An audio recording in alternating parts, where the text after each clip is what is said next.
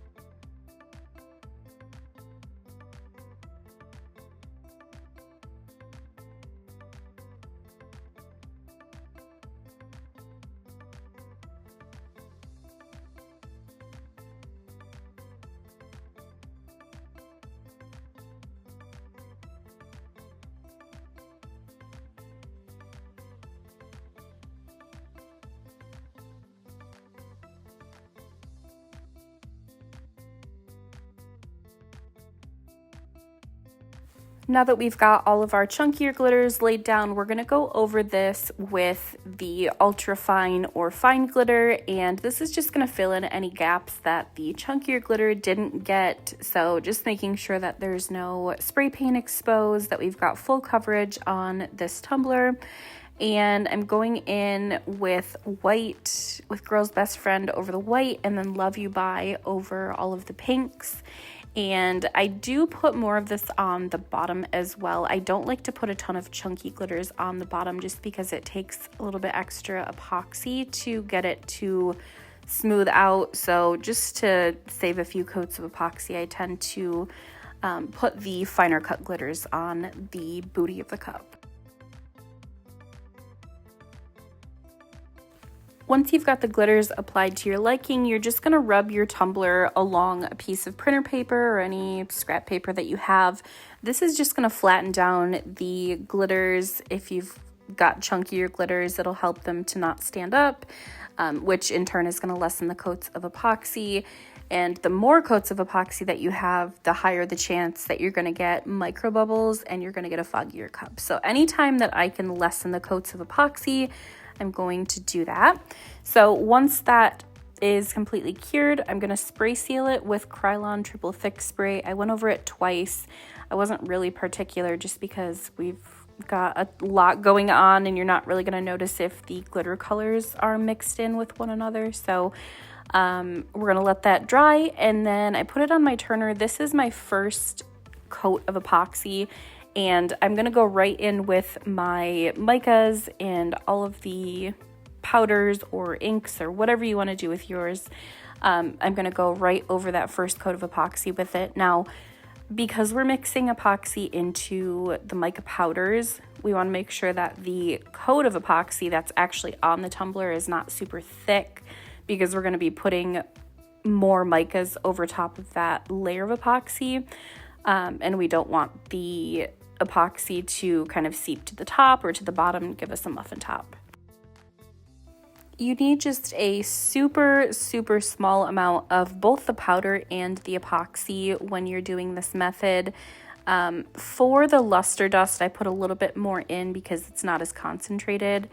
But for the micas, I just put one tiny little scoop in there, and then I would say maybe like 2.5 milliliters of epoxy, if that, to mix it in, and I had a ton of leftovers, so realistically you probably don't even need that much if you're just doing a single tumbler.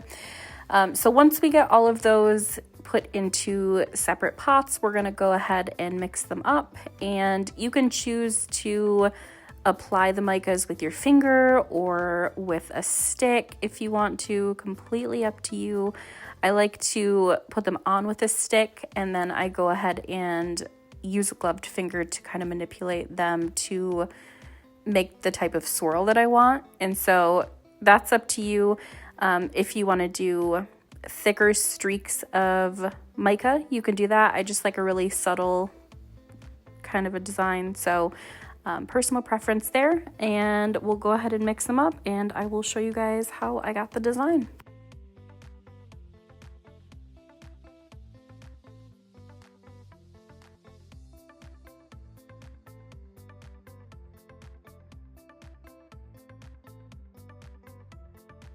I do torch my coat of epoxy first before I put the micas on, because once they're applied to the cup, you really want to minimize the amount of heat that you're putting on the micas, because they will start to swirl and kind of muddle together. So I do go over it with a torch or a heat gun, whatever your preference is, to pop any micro bubbles on the tumbler, and then I'll just go over it after the design is all put together very, very lightly, just to make sure there's not any air bubbles or micro bubbles on the top of the micas. And this looks like it's bronze. It's not. It is a pink color. The lighting is just very misleading. So I do go in with the darkest colors first, and then I put the white over top of that. And then I'll go in on the very top layer with the luster dust. That luster dust is more of a, like, kind of a fine glitter. You could also substitute it for glitter instead of the luster dust if you want to. But it's just kind of a, it's not a mica, but it's just something to give it a little bit more dimension. So I'm just going to apply all of these, and then we will smooth them out with our finger.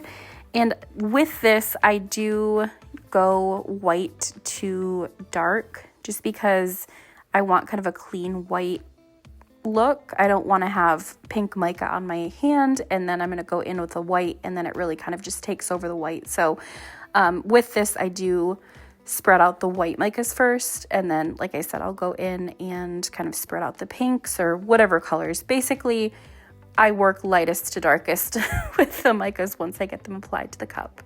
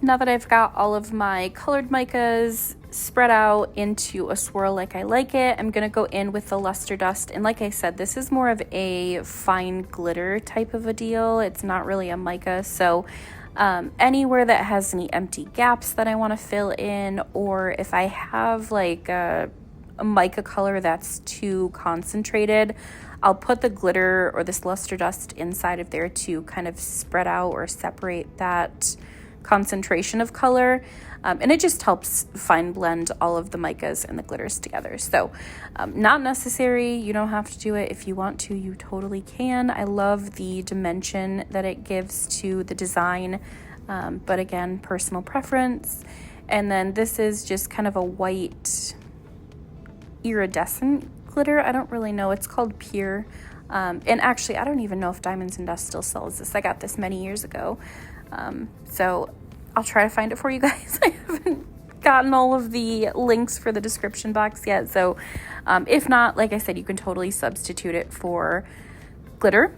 And then I'm going to do a flood coat on this. So a flood coat is when your epoxy is not fully cured, but it's cured enough to be able to run a finger across it without your finger sticking.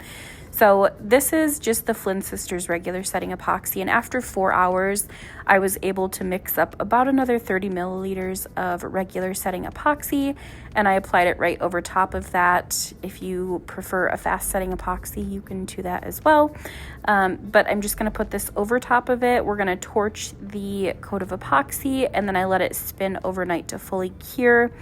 And as you'll see in the next clip, my turner was not straight. My Cuposaurus turner died after 7 years of use, and I was holding out hoping the Bowen would come back into business so I could get that. I bought a little Amazon turner, and even though my cup is completely straight on the Tumbler turner, it still seeped to the top of it and it gave me a muffin top. I don't even know how that happened. I've never had that happen in my life before. So I don't know. It's like a consistent thing. I had to stick a little paintbrush underneath my turner to get it to straighten out.